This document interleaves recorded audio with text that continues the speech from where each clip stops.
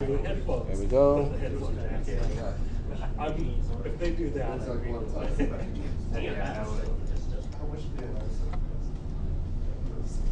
Alrighty. Well, I'm starting the recorder so that we can get this over with. You know, it's not going to take too long. Okay. This is going to be okay. So we'll fix this problem first. You know, because when I wired up the thing, I accidentally hooked up the two pins together. So that's why they are not. That's why I didn't like it. Okay. So we'll put everything back into here. Okay, now it works. Nice. Oop, I didn't quite drag a wire. All right, so we got the partial results from the 4 by 1 bit.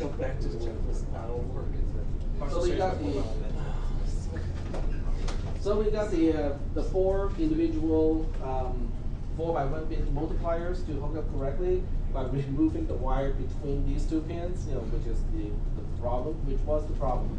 So now we need to look at the output of each one and say, okay, how do we feed these things into the adders so that we can perform additions? Okay. So the first adder is how many bits again? What is the width of the first one? It's going to be 5. Okay, so I'm just going to replicate the numbers or the representation here on the whiteboard. So we got the number that we are multiplying are the numbers are A, B, C, D as one number, and then E, F, G, H is the other one. E, F, G, H. And the way I was taught, I know different people are taught different things, but it's all equivalent because multiplication is commutative. So it doesn't really matter whether you deal with A first, but I was taught to deal with the most significant digit first. So this becomes AD, AC, AB, and A.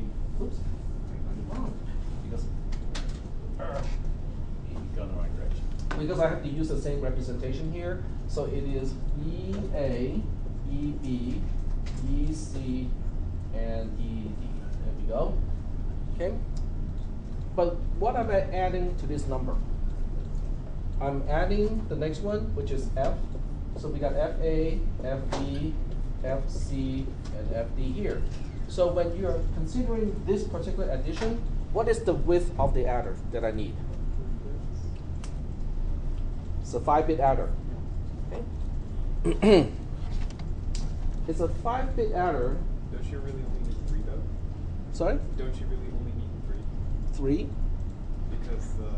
Because those two you can copy? Yeah. Well, you need 4 because this can give you a it's carry, so you still have to kind of add this one here. Okay. Then the other way to do this is to start with the least significant digit, which actually makes more sense in this particular case. So we've got to switch this order to use the least significant digit first. And I'll explain why that makes more sense, okay? So we'll deal with just A, B, C, D times H first. So we have HA, HB, H, oops. Got the order wrong. So we got HD, HC, HB, and HA. And then we have one over to the other side, which is G. So we got GE, GC, GB, and then GA, and then we want to perform this addition first, okay? So this, even though we can just copy this bit over, I'm just too lazy, so I'm just going to make this a 5-bit adder, okay?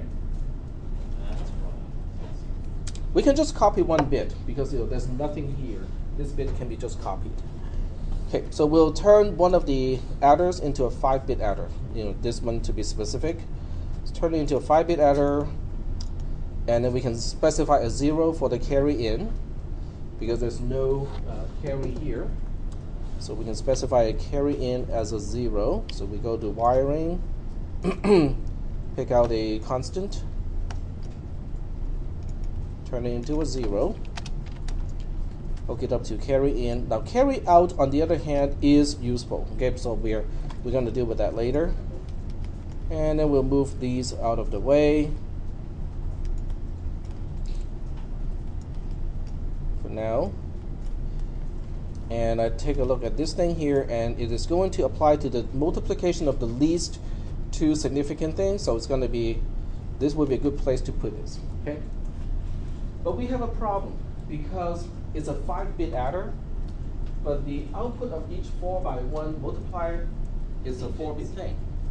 So we need to turn each 4-bit thing into a 5-bit thing before we can feed those into the 5-bit adder. So we need mergers or splitters, okay? So because a merger is a splitter in reverse. So we need a merger, somehow merge something. The bit width is going to be 5 in both cases. So I'm going to duplicate this so that we have 2 of these things. And both of these need to change the direction because we are merging things into the input of the adder. So the next question is, what am I merging? Okay, and how should I arrange each splitter? So for the first one, when we're dealing with H, we are basically padding a 0 here. Is that okay? For the other one, I'm padding a 0 on the other side. So that means, for 1, okay, if you look at the least significant digit, which is this one here, nope, I take it back. This is the least significant digit. We have to pad a most significant 0. For the next one, we have to pad a least significant 0. So the way we split is going to be different depending on which one we are talking about. So 1 would basically have 1 bit on the top that is on its own, and then the other one would be the opposite, which has 1 bit on the bottom that is on its own, and then everything on the top are merged, like that. Okay.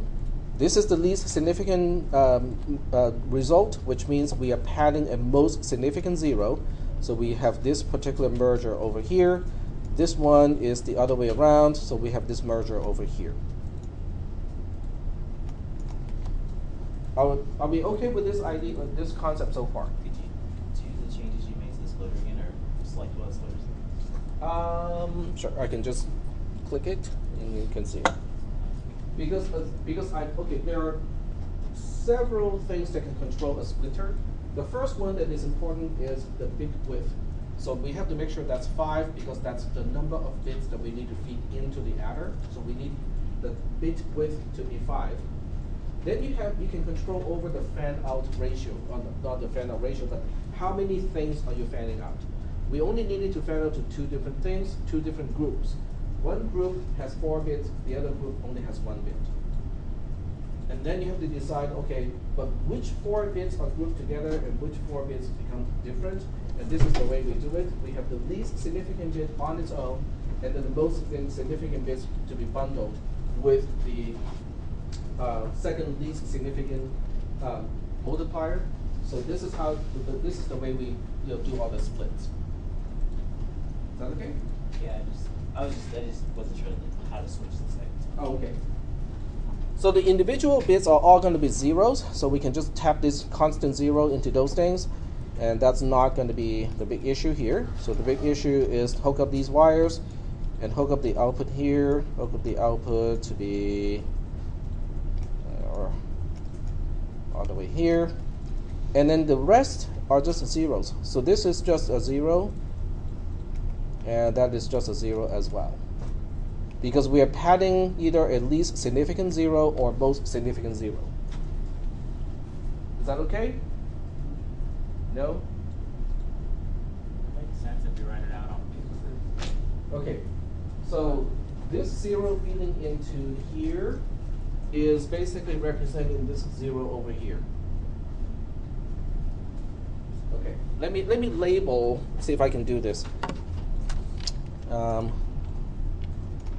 Okay, so I'll just use label here. This is lowercase h times the entire number x. So hopefully this will, no. Oh, okay, I didn't know I could do this. Huh, okay. So this is a gx, and that becomes fx, and this is ex. The reason why they're in different cases is h refers to the individual bits of y, and then uppercase x refers to the entire number x. Is that okay? So is that helping in terms of showing how the picture in Logisim is corresponding to the longhand multiplication on the whiteboard? Is that okay? So once again, the splitter, or in this case the merger, is adding a most significant zero with hx, which is this zero here. And then the other merger is adding a least significant zero to gx, which is this zero over here. Any questions? So the end result, the adder, is going to give us a number, a 5-bit number, which is down here. This is going to be my 5-bit number, but it's not really a 5-bit number. It can potentially be a 6-bit number because the carry can be a 1, potentially. Is that okay? So we're not going to toss anything away as far as the output is concerned. So now we want to look at, okay, what about fx? What are we doing with fx here? So when you look at the longhand multiplication, fx goes here. So this is g, this is f. Okay, so fd is here, fc, fb, and then fa goes here. Is that okay? So together, these 4 bits is known as the result of fx in the logic sim. So in this case, if I want to perform this addition, I need to pad 2 zeros over here. And then we take the result of the 5-bit adder, including the carry, and put it into here. Are we doing okay so far? Okay, all right. So let's go ahead and do this. So the first thing we need to do is to turn the output of the first adder into a 6-bit thing by merging the carry out and the actual result into a single 6-bit number. And then we also need to use a merger to turn fx into a 6-bit number by padding 2 least significant zeros to it. So those are the things that we need to do. So once again, we use a splitter. I can probably just replicate the other ones a few times too. So this time we need to specify a total width of 6, broken up into 2 groups. And the way I want to group it is to merge the top 5 into one single, and then the bottom one is by itself.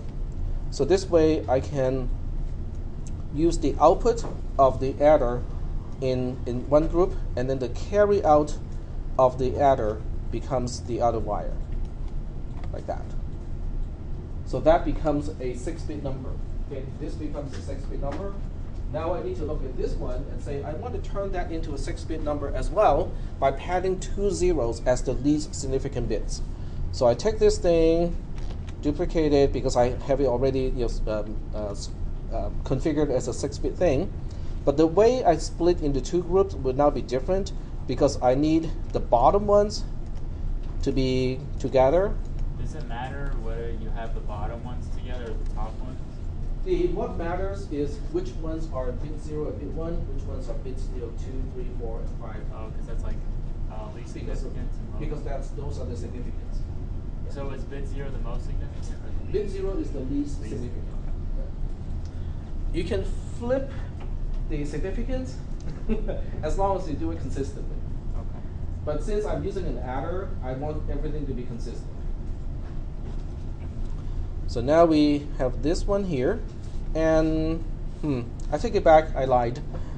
I want to turn this into a 3-group thing where the 2 tops are individual and then everything else are the same. And I'll tell you why. The reason why I want to split out these 2 as individual wires is because these 2 need to go to the constant of 0, and I can just reuse this constant 0 here. Because otherwise I would need a 2-bit constant 0 just to hook up to that one. Which can be done, it's just that I cannot reuse a constant that I already have. Okay. But this also makes it more clear that we are adding 2 zeros over here. So we have 2 least significant zeros going here, which in the picture is over here. So our next adder is going to have to be like 7 or 8-bit? The adder is going to be a 6-bit adder, giving us a 7-bit result. So we take out the second adder. Okay, that was a hand. Questions? Okay, so we take out the second adder here, and we want to make this a 6-bit adder because the input width are 6 bits. Okay, so we put it probably over here, so that one of the input comes from here, and then the other input comes from here. Is that okay? So now we have the second adder, and we get this particular result then. Is that okay? So what is left to do is multiply e to the number x. So now we have ed over here, ec, eb, and then ea all the way over here. The carry of this add is this one here. So we need to put the carry out all the way over here. And then this time we have to add 3 zeros as the least significant digits. So let's go ahead and do this part. So I'm just going to borrow this particular splitter because I can just modify this so that it has 7 bits as the total input. And the way we group these things, would be the top one. Oh, we need to split it into 4 this time. So we have top 1, 2 as individual, and then the rest, the bottom ones, are the same. Because we are padding least significant zeros in this case. So we put it over here, and if I wanted to look more or less the same as the other one, I can put it all the way over here. Hook up these two, and then put zeros into all the least significant digits, like so. And then I'll do the same trick, with this adder, with the new adder, because I need to merge the carry out so that it becomes bit 6, or the most significant bit. Take the other 6 bits, turn those into the least significant digits. So the grouping would be similar to this one, except the number of bits has changed. This is now a 7-bit thing, but I'm still splitting it the same way, which means the most significant bit is on its own, and then the least significant bits are the ones that are bundled. So we have these coming straight from the adder, and then the carry out is the one that feeds into the most significant bit. So now I have a 7-bit number here, I have a 7-bit number here. I need these to add up, and the result of that is really the final result. So I'm going to drag my final adder over here, and I'll just put it over here so it's kind of stacked up the way like the other one. Okay. This is a good place. So this is one input. I need to change the width of the adder first to 7 bits, not 8. And then take the other merger and feed it into the other number as the input. And I forgot one thing. I forgot about the carry in for all of these, so they all should be zeros, like that. And now we have the final result, because after we add ex to the partial sum, then the final answer is this entire number here. But I still need to merge one last time, because I need to merge the 7 bits, which are the actual output of the adder, and merge the carry as the most significant digit. So I'm going to use the same approach like this one here. And this time the number of bits is going to be 8, and the grouping is going to be everything, all the least significant digits are grouped together, and then the most significant digit, which is bit 7, is on its own because it comes from the carry out.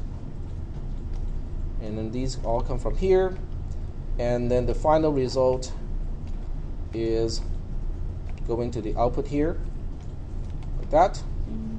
Ding. Yep, that's it. So the question is, does it work? Well, let's test it. So right now we have 0 times 0, and it's telling me the product of 0, 0. 0 times 0 is 0. So far, so good. Because if it doesn't work for this one, then we're in big, serious trouble. Next trivial case, 1 times 1. Okay? We want to test the easy one first, because if it fails on the easy ones, it's easier to spot those problems and fix them first. Okay, if I started with some really big, huge, random numbers and it doesn't work, it's not going to tell me how to fix it. But if I start with simple ones, then it's easier to spot the problem, find out why it's not working, and it's easier to troubleshoot. So I'm testing the simple ones not because I like just to test the easy ones, but because it is easier for me to make sure that the result is correct. Okay, 1 times 1 is 1, good. So now we start to work on something other than just 1 times 1.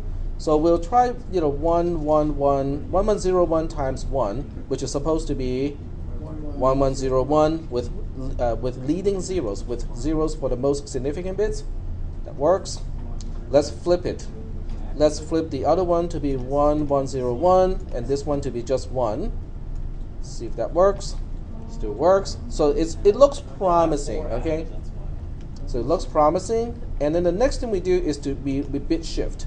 In other words, this one has a result that is easy to interpret because 1101 times 10 in base 2 is 11010. We have 1. It's the same thing as shifting to the left-hand side by 1 bit. So we can check the result, whether that is the case or not. Okay, that works. And I'm pretty sure this will work as well. Okay, it's shifting by 2 bits. So now we can finally plug in some actual fun values to play with. Yep. Is your last adder 7-bit or 8-bit adder? It's a 7-bit adder, but the carry out becomes the most significant bit of the output pin. Let me show you that. What I have is wrong, but for some reason I've got incompatible. For the input or the output? For the input with CN, like I'm Not for CN, but for the. because your splitter is a 7 splitter, right? The splitter that's hooked up to the EX multiplier. Okay, so when you look at the EX, so EX has, okay, EX becomes, It's gonna be 7, right? straight out of EX is a 4-bit number, but it needs to become a 7-bit number by padding 3 zeros as the least significant bit. That's what I have, but I've got a 7 going into an 8. But the adder is only a 7-bit adder. Oh, you said it's 7-bit adder. It's a 7-bit adder Oh, okay. where the output, the most significant bit of the output is the actual carry out.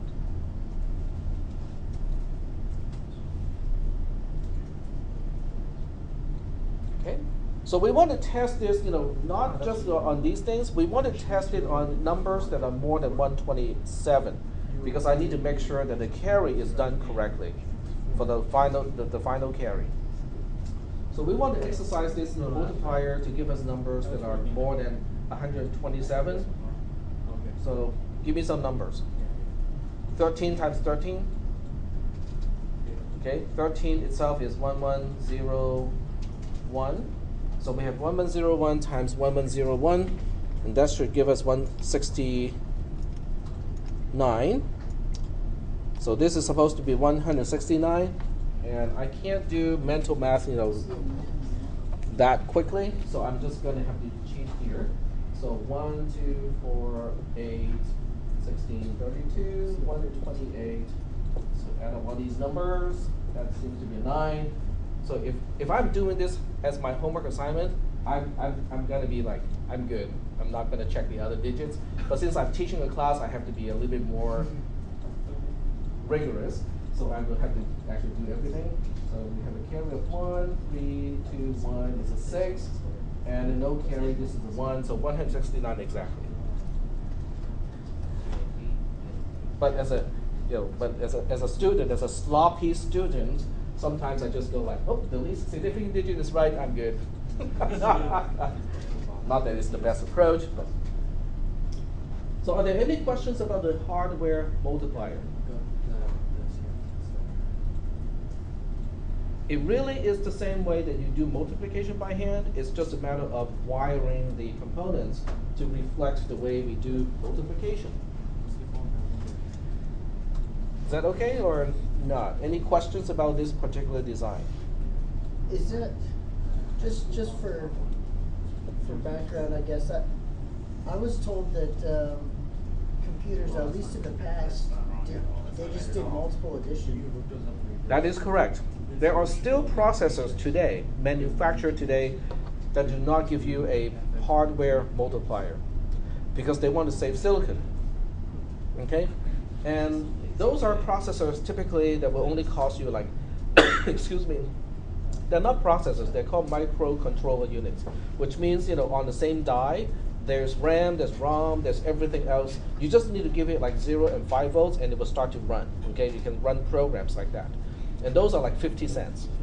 So you're talking about a chip about the size of half of a pinky's nail that will cost you about 50 cents.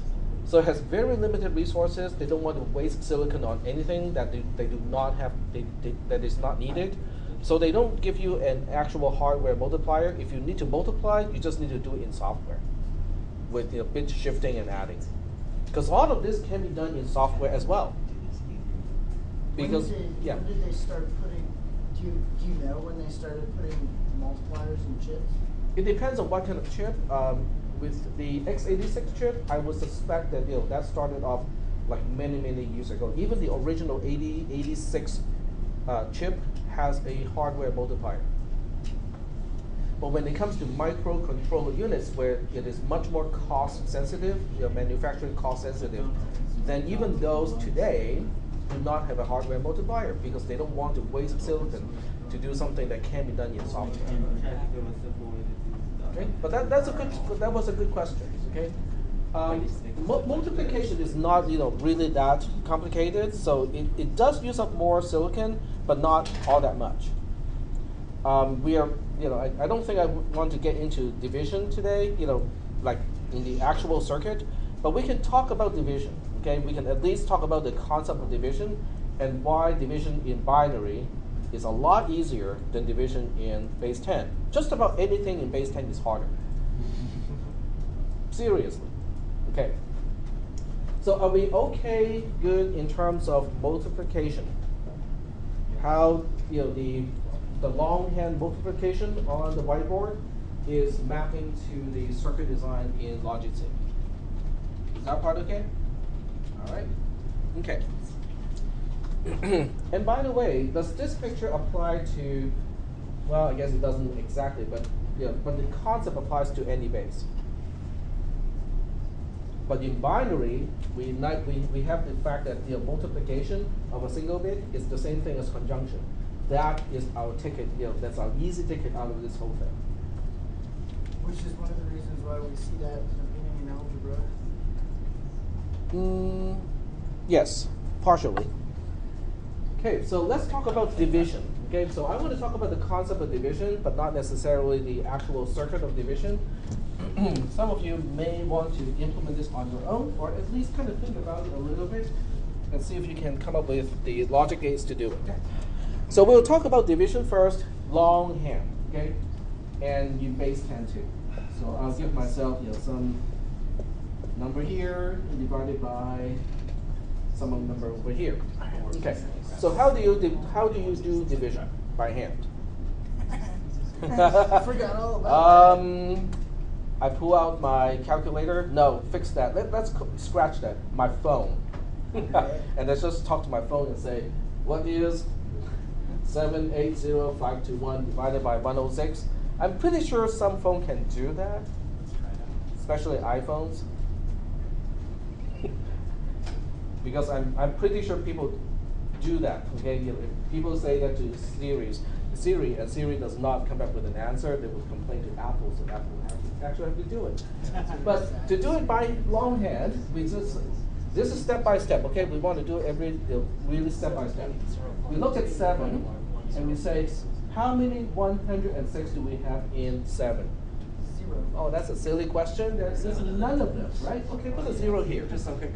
Okay. So then what we do, if we say, okay, 7 is not taken care of, let's put it over here. Or to be more exact, okay, now this is something that we don't usually do because we use a shorthand when we do actual division. So 0 times 106 is 0. 7 minus 0 is 7. That's how we got a 7 here. Okay, so there was actually a multiplication by 0, and there was actually a subtraction that ends up with this 7 over here. Then we say, okay, since 7 is not there's no 106 in 7. Let's pull the next digit down here. 78. How many 106 do we have in 78? Once again, the answer is 0. Once again, we multiply. 0 times 106 is 0. 78 minus 0 is 78. This is not usually represented, but it just happens, and we usually just don't write it down because there's no need to do it. But if you want to write an algorithm or design the logic gates to do it, then you have to spell out everything. Because you have to spell everything so that it is the same steps, the same procedure, no matter what the dividend is and no matter what the divisor is. Because your divisor can be 1. If your divisor is 1, then all of these things are not zeros anymore. These are not going to be zeros. But you have to have the same structure regardless of whether you have this kind of dividend and this kind of divisor or otherwise. So you have to make your design universal, and you have to spell out all the operations. We take this 0 here and we say, well, there are a few 106 in 780. This is why I hate base 10. Because there's a hidden smaller division in here, even though it's something that we can do quickly. But it is still a division, right? Because you kind of have to guesstimate, go like, looks like there are 7 of these. And then you have to do multiplication. Right? 7 times 6, that's a multiplication there. 7 times 6 is 42.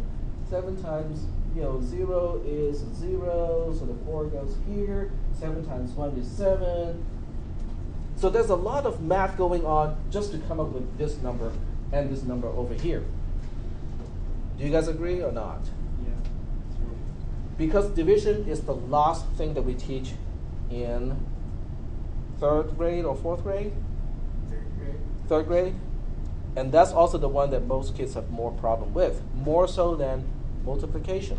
Because there are all of these steps, and then you have to really know your multiplication well before you can do division. Not the case in binary. I'll show you guys. Okay, so then you have to subtract these two numbers. Okay, 0 minus 2 is an 8 with a borrow. 8 minus 4 is a 4. 4 minus that one is a 3. 7 minus 7 is a 0. So we have 3, 8 here, and then you put the 5 down here, and then you do the same thing again. So the first thing is you have to kind of divide 385 by 106 first. You kind of, well, this one is kind of obvious, but there are numbers that are not so obvious. So you kind of have to really kind of think about it, like, how many of these do we have over there? This is an easy one. So we can just say, oh, there are 3 of those, and then you have to multiply again. Okay, 3 times 6 is 8 with a carry. 3 times 0 is a 0, and then 3 times 3 is a 3, and then you keep doing it like this. Are there any questions about the process of longhand division in base 10? Can we finish it? I don't want to. I need it. I don't- don't need the refresher. Okay, so let's continue. Okay, but it's the same thing happening all over again. You subtract the multiple of the divisor from what is remaining from the dividend. So you go like 5 minus 8 is 7 with a borrow. 8 minus 1 is 7. 7 minus 1 is a 6. So now we have a 6, 7, and you take the next digit down from here. So you put a 2 down here, right? And you go like, okay, I think there are 6 of these divisors in 672. So you come up with that number. I'm just gonna cheat a little bit here because I can do this division in my head. So I'm not gonna spell out the whole division. You do the subtraction again. Whatever is left, you put the next digit down. Okay, we're so close to the end, might as well just finish it, right? So we have a 3, 6, 1 down here, 3 here, and then we have 3, 18. So you do the subtraction. This thing has a remainder of 43, I think. Okay. Well, you guys can use a calculator to check it. I'll double check to make sure my calculator is still functioning after being, yeah.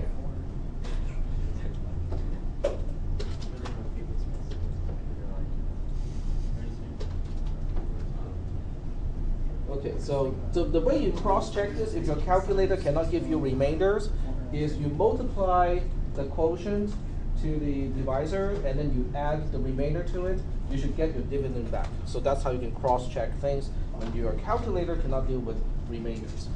So we have 7362 or 63 multiplied to 106, and with the addition of 43.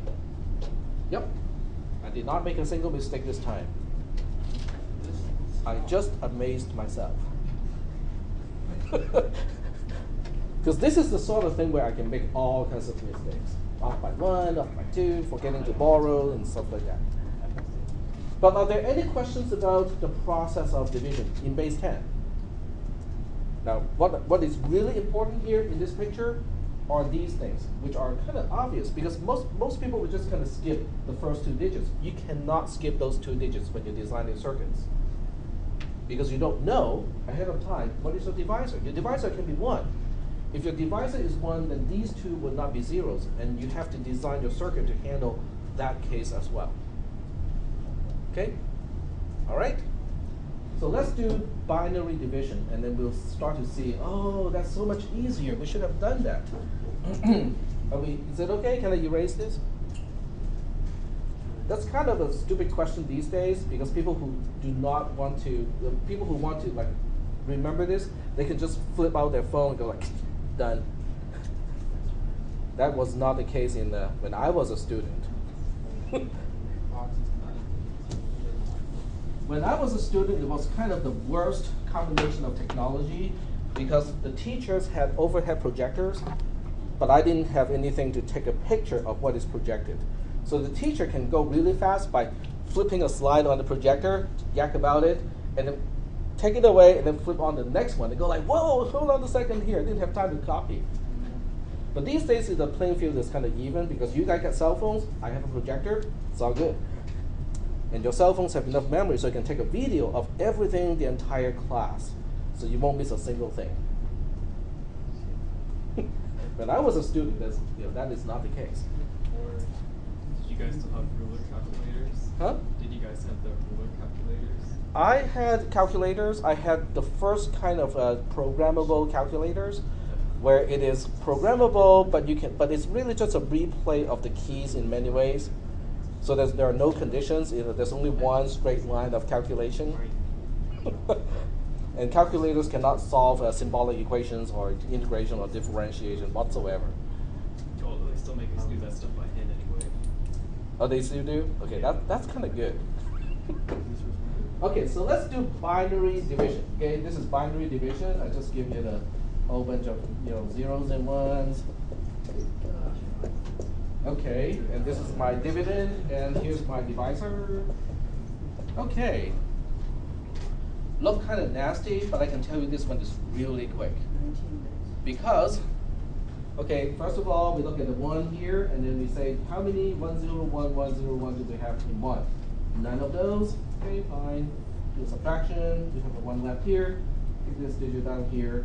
Okay. A 0 of those. 0 of those 2. And 1, 1, 0, 1. Okay, the difficult part is tracking which digit I'm dealing with. Okay, we got 0 of those. Okay, and here 1, 0, 1. And then this extra 1. 0 of those.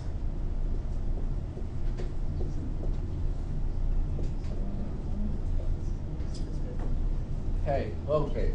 So now I have, how many do we have?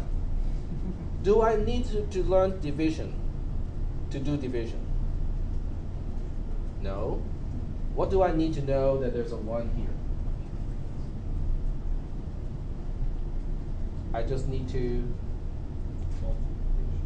okay, how many? Okay, this is a binary number, right? So what can this number be potentially? It can be a 0 or a 1, which means a single comparison will give me the answer. I don't need to do any type of multiplication or hidden division. I just need to do a comparison. I look at this value, I compare this value to the divisor and say, is this number bigger than this number? At least as big as this number. The answer is yes in this case. So I just put a 1 here. But in the case of base 10, it's not that simple because I can have multiple divisors. Then I have to think about what number to put here. Okay, so that's the first part that makes binary division easier. The second part, yep. And the way we determine that is we just look, okay, we've got a 1 here, we got a 1 here, we have a 0 here, so now we know that that's smaller than the other one because the other one's got a 1. You can compare numbers in 2 different ways. You can use a subtractor, which is usually what happens, is you just use a regular subtractor to do to compare. But you can also just compare, starting with the most significant digits. So if the most significant digits are the same, then you move on to the next one until you find one that is different. So when you find that one that is different, then you say, okay, how are they different? If this remaining portion has a 1 and then the divisor has a 0, then this is bigger. Otherwise, it's the other one being bigger. Is that making sense? Yeah. So if you compare everything and they're all the same, then the numbers are truly the same. So it's relatively easy to compare. Because it's not like in base 10 where you have to figure out how many of the divisors can I fit into here. You can only have up to 1. So the only question is which one is bigger. So in this case, I have the remaining portion to be bigger, so I only get one of these. So I just copy the whole thing, 1, 0, 1, 1, 0, 1. So the hidden division is gone because it really is just the same number when I have a 1 over here. Which also makes it easier than the base 10 division, because in the base 10 division, then I have to multiply this number to the divisor to come up with this number here. Right? And then we have the subtraction. Binary subtraction, a whole lot easier. 0 minus 1 is a 1 with a borrow. 1 minus 0 is a 1. 1 minus this 1 is a 0. That's a 0. That's a 1 with a borrow. 0, 0. And you should never have any borrows in this. You should not, correct. Because whatever this number is supposed to be smaller than or equal to that number. And that's guaranteed because that's how you come up with this one over here. Is that okay? So then what do? We take the next digit, which is this 0, put it down here, and then we say we have 0 of the divisor in this number. So just open the zeros. And then we take the next one down here. Okay, it becomes 1, 0, 0, 1, 0, 1. And then we have another 0 here, and then we have 1 here, and so on. So are we doing okay so far in terms of how we do this by hand? How we do binary division by hand?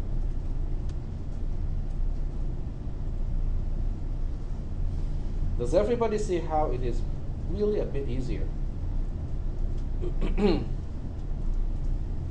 Sort of. Can everybody also see how we can reuse the subtractor? Because we need a subtractor to compare whether, okay, I'll just point out in this case here. We need a subtractor to see whether the remaining portion is, and compare that to the divisor and see which one is bigger. Ooh.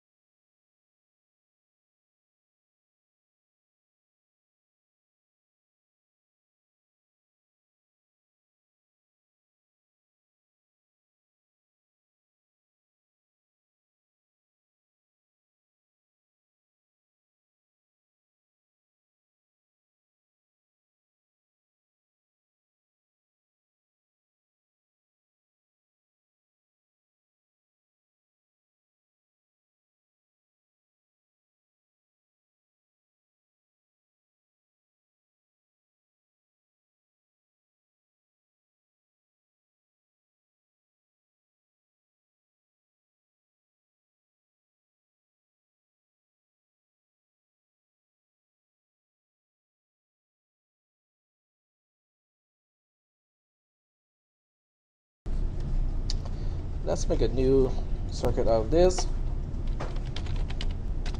Divider, okay. So that means, we need a subtractor. So I'm just focusing on the subtractor itself and all the circuitry around the subtractor, okay. So we pull a subtractor because we're not going to implement our own subtractor anymore. So we look at the subtractor as a kind of given type of a resource. The important part of the subtractor is the borrow out now becomes really useful. Borrow in is still a 0, so we just go pick a 0 out of wiring as a constant.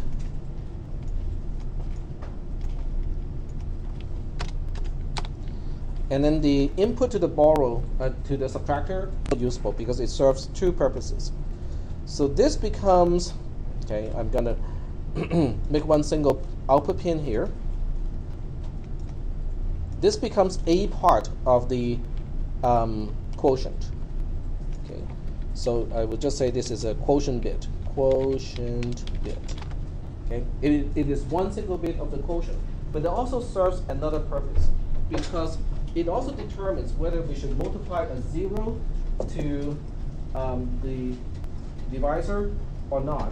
In other words, it determines whether this number should be just this number or whether it should be the result of the subtraction. Is that making any sense? Sort of? Okay.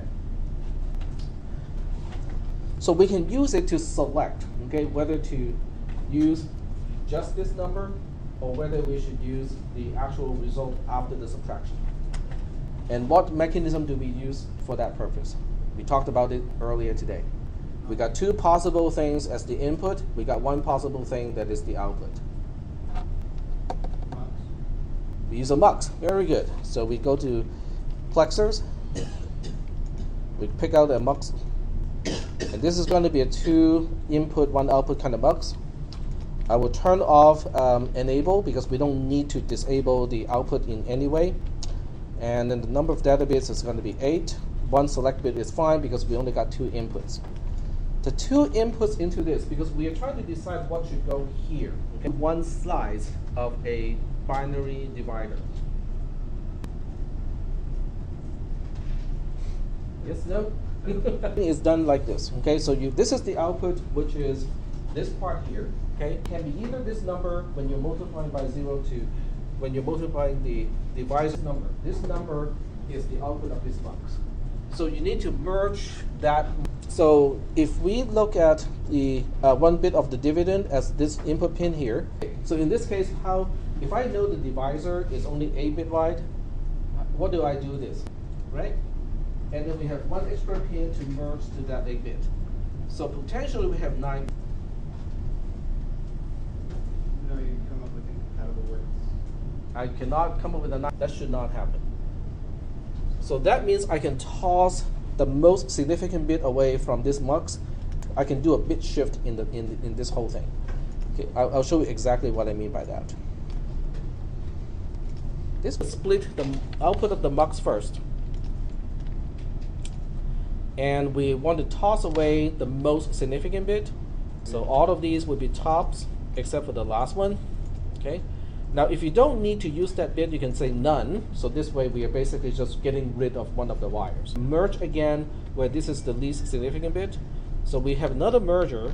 Okay, Control C, Control D is fine.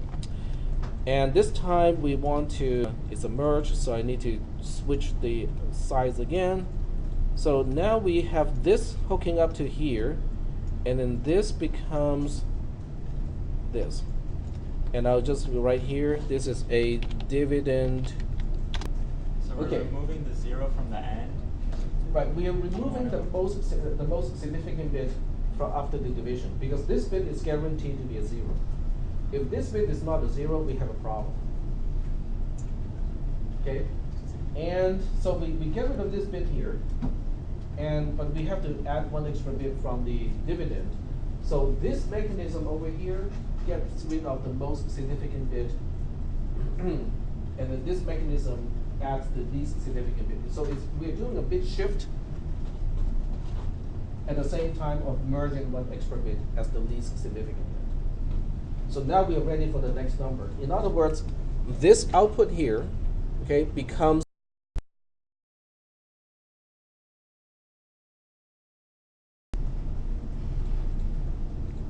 so we basically just stack this kind of design multiple times, and then we'll be done.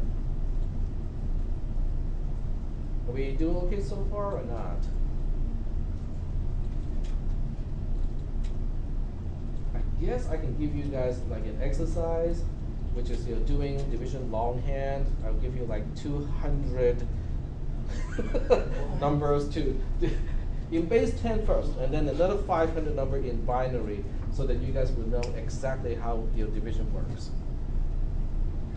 No, we don't want to do that. We can just ask Siri. That Hmm? sounds We horrible. can just ask Siri. You can ask Siri, yes. It's only So for however many bits you're dividing, you Mhm. would use this whole thing for each bit? I think we just stack this, like Yeah. as many times as there are bits in the dividend. Okay. Yep. Is that okay? It makes Right? sense. Makes It makes sense. sense if you. But the trick here is really this mechanism here, because we have the result of the subtraction already. We just have to know how to use it. So everything out of the subtractor is useful, because the borrow out is the indicator of whether we have a 1 or a 0 for that particular bit of the quotient, right? And then at the same time, it also helps us decide should the next R, which is this component here, should that be just the original R because we did not have a 1 to multiply to the divisor, or should we use the actual subtraction result because there's at least one divisor in R. So it helps to switch the mux to give us the right result, and then we just have to merge the next bit in from the dividend in order to come up with the next R. So this becomes the next R. So I would like to finish this whole thing, whoops, just so that we kind of have an idea of what this is. So this becomes the next R, and it's going to have the same width as everything else. There we go.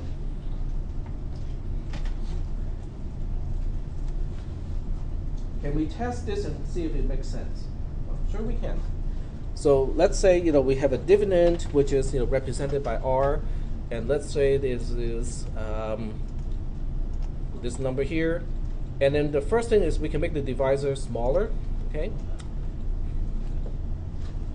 So if this divisor is smaller, but this is not good. Okay, this is a better divisor, because we want to make sure the number has only. This is not good either, because we want to make sure that it can only have up to one divisor in it. So this is good. Okay, it is good because it means that we have at least one divisor in the remaining portion, which results in a 1 in the quotient.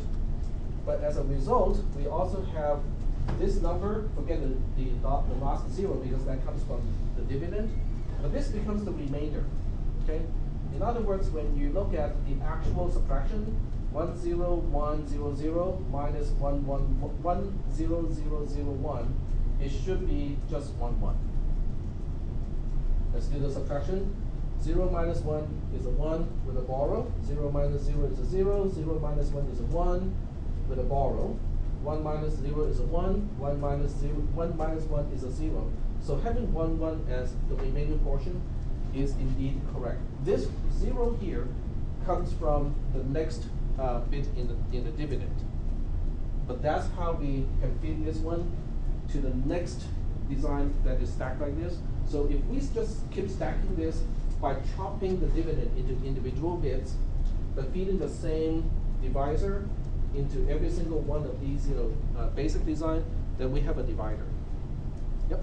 So if you had a 32-bit R, for example, you take the first 8 bits as you've done here, and the 9th bit would go to the dividend bit. If I have a If you had a 32-bit R. if I have a 32-bit dividend, Okay, because R has to be the same width as the divisor. which makes sense. So you split that up into 4 8-bit dividends. You take this and do that to each of the 4.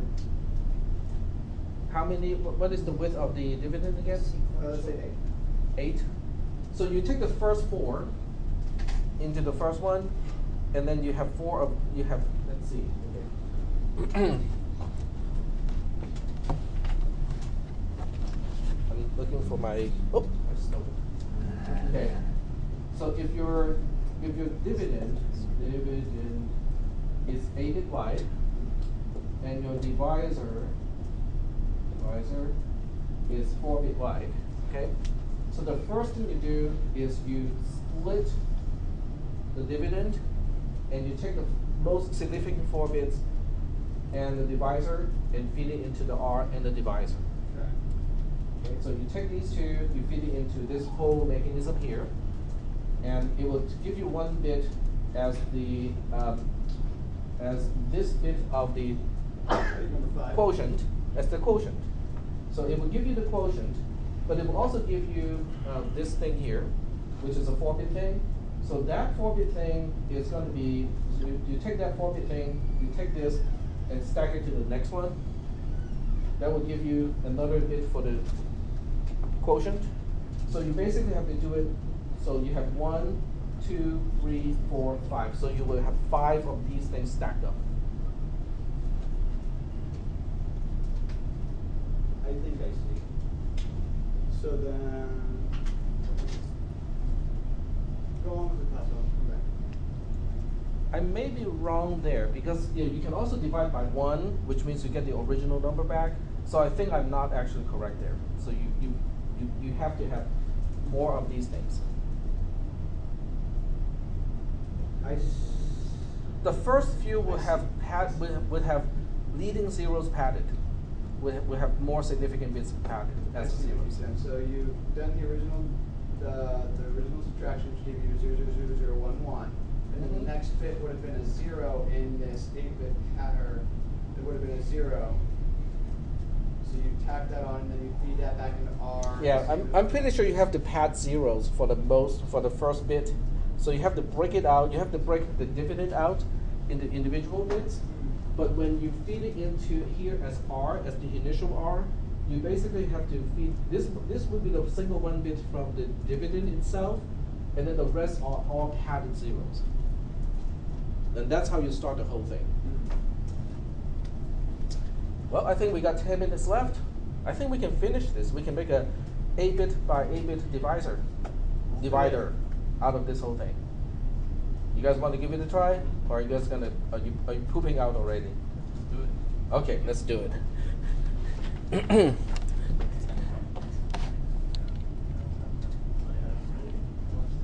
Okay, so we turn this into its own design. So what is this? This is a divider. So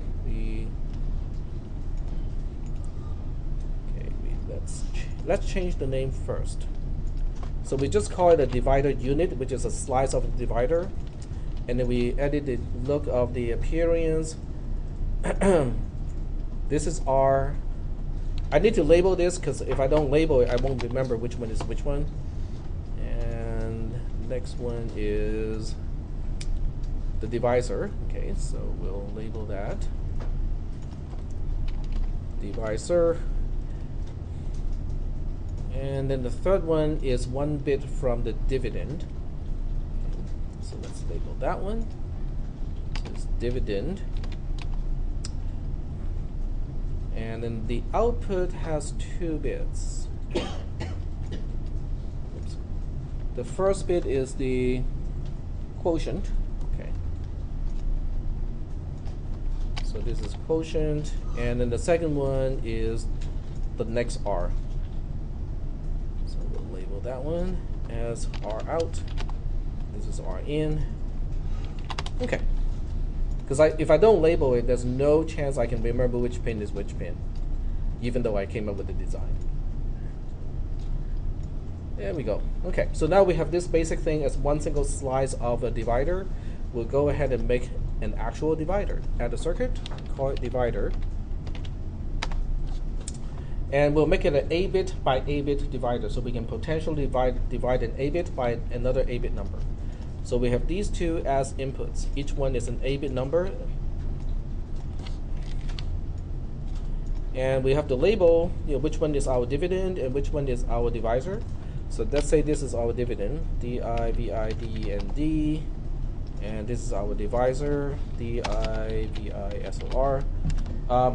Does anyone want me to kind of go over the 4 terms in the division? What is the dividend, what is the divisor, what is the quotient, and what is the remainder? Okay. Oh, this is great. So this is our divisor, divisor. This is our dividend, DI, VI, DE, and D. This portion here is our quotient, QUOTIENT. And then when we have a remainder, this is our remainder. Is that good? Okay. All right. So the divisor never needs to be broken apart. The divisor stays together as one single wire all the time. The dividend, on the other hand, is the one that needs to be chopped up into tiny little bits. The divisor is also going to be merged from tiny little bits. So the divisor can potentially be the same width as the remainder can be the same width as the divisor. Yep. So what do we get when the divisor is bigger than the dividend? When the divisor is bigger than the dividend, then you get a 0 as a quotient and the entire dividend as your remainder. And you just stop there. Well, the circuit will take care of that. We'll test it. Okay, so we have a quotient here, QUOTIENT. There we go. All right. So we got all the major pieces as the interface into this whole thing. We know the dividend needs to be broken up into individual bits. So we use a splitter for that purpose. And we have an 8-bit splitter broken up into 8 individual pieces. And let's change the heading. Okay, so we need that. And then we need a flip side of this to make up our quotient. So we flip the direction to make up our quotient. There we go. And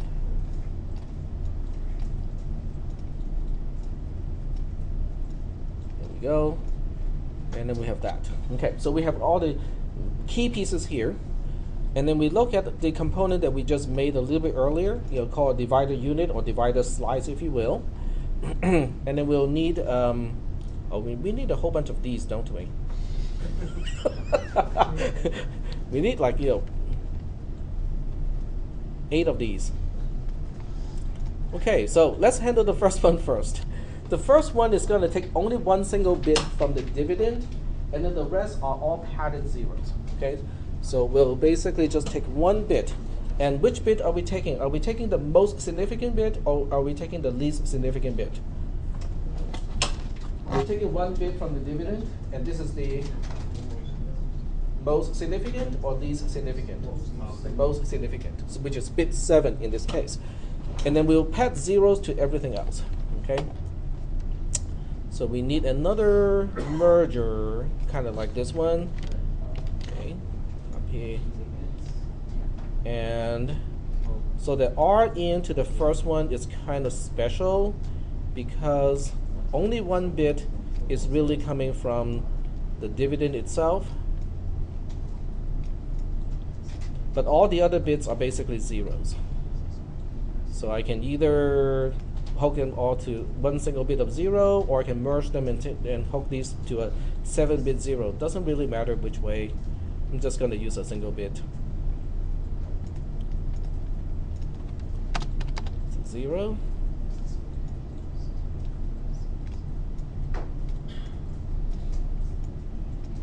don't want to turn that into a 1 through 7? Say it again? You don't want to just turn that into a 1 through 7 and you have to do it like that, huh? Yeah, I have to do it like that. This one is coming from the next digit. And then we have the divisor going into the divisor. I crossed the wire. Okay. Well, I crossed a pin on the wire. That's why it connected. And then this bit is the next bit here.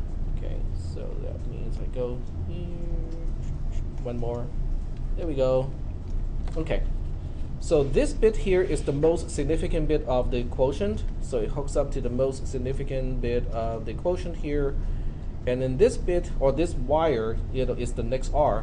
So now I can hook up another divider unit and start to stack the design. Yep, now we can stack. So the divider, so the R out becomes the R in, and the divisor is still the same. So the divisor is still tapping from the divisor here. Well, this is going to look ugly. And then this bit is another bit coming from the dividend. Okay? And this hooks up to another bit of the quotient. And then we stack it again. Yeah, this is gonna be a little bit ugly. Yep, So go ahead. for the quotient, shouldn't it be showing all zeros so far? No, because we have a division by 0. We got a division by 0 because our divisor is 0 here. That means it's gonna. Now keep let's make sure that it is working. Okay, if I turn the divisor into 1, then I should get all zeros as the quotient. Okay. Yes. Let's check. It's good to have sanity check. Okay, much better. Okay, so we keep stacking the design like this. We take the R out of one and put it into the R0 of the other one. R in, sorry. So This isn't gonna give you a division by 0 error like. No, it won't. Like C would. if you want a division by 0, it's easy. You hook up all the wires of the divisor to a big, huge NAND gate. If the output of the NAND gate is a 1, then you have a division by 0 problem. No, a NOR, sorry. So you can use one single gate to see if the divisor itself is 0, and if it is 0, then you just say, okay, we have a problem. Okay, so let's finish this.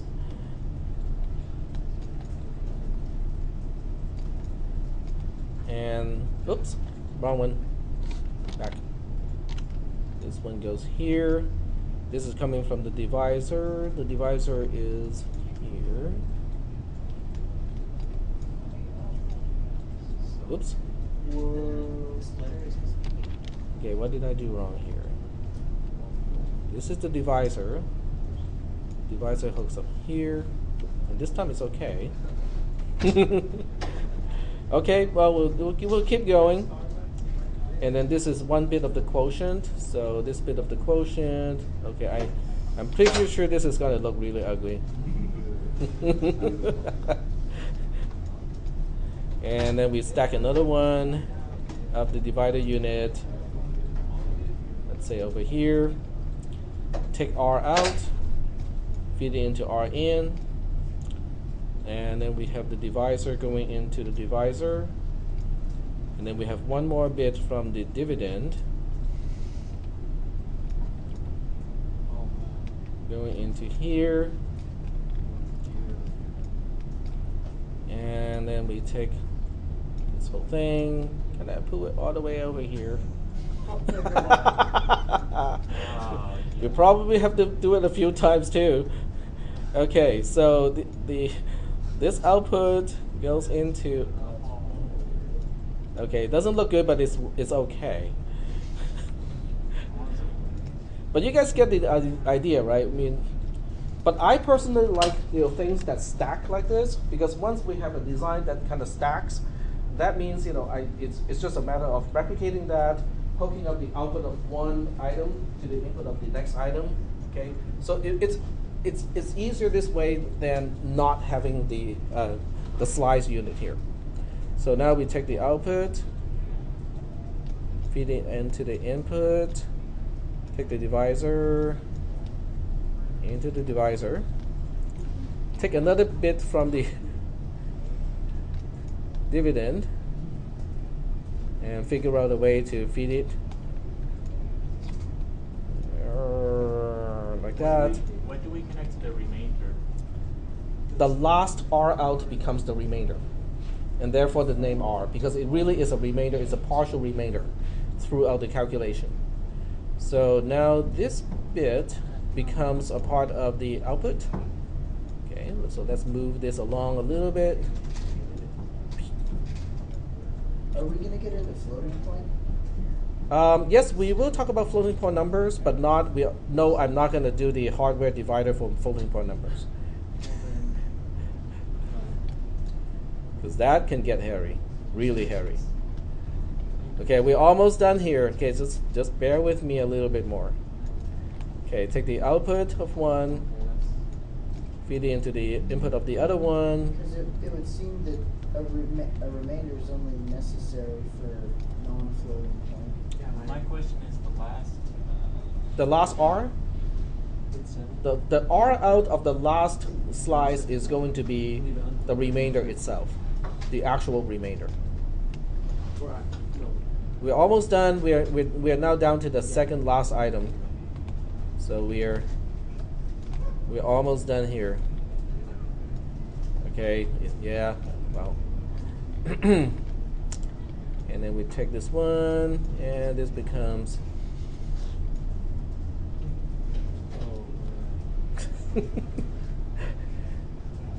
And then we take this one, stack it a little more like that.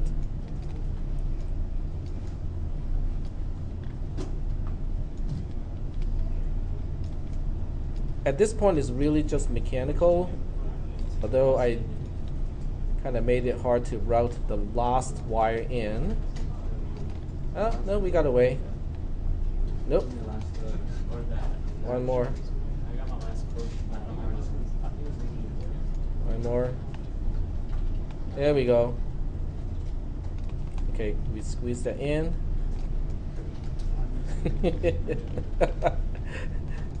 Yes, this is the result of the lack of planning.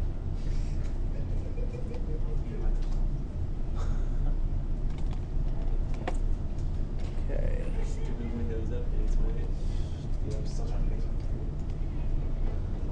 Feed that here. We have a problem because. So, yeah, what would we put as our last dividend? You mean this? Or that last dividend? Am I forgetting something?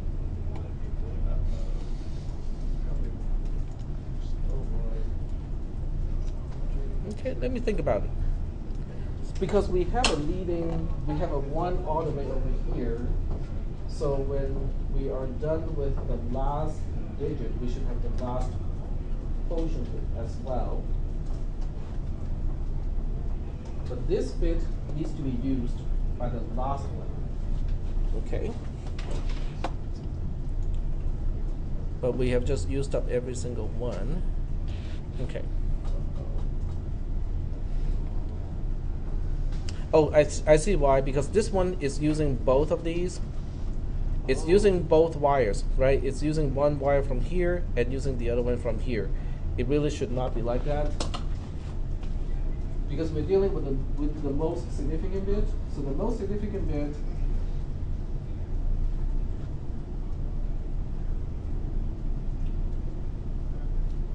this is the next one in, which is needed to give it the result of this one here. So that means we are actually done when we have used up all the bits. So the question is, what needs to go into here? That's the question.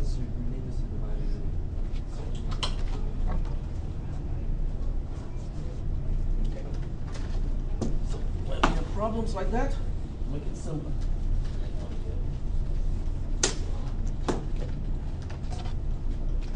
Alright, so our exact situation is we have 8 bits here. 1, 2, 3, 4, 5, 6, 7, 8. And then we have a 7-bit divisor, but that's not even important. So we feed this one in.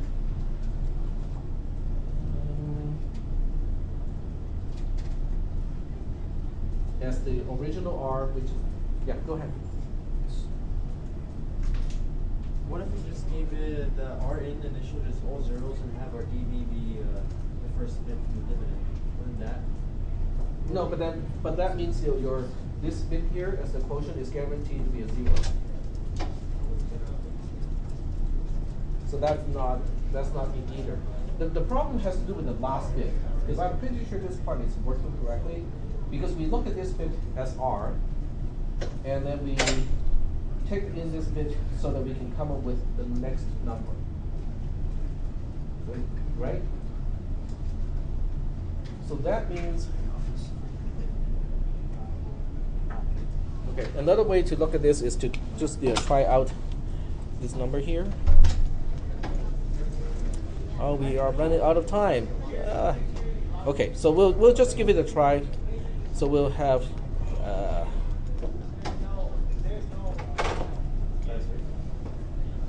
okay, so we are missing that last 0. Okay, I'm done. I'll fix it so that next week we'll have it.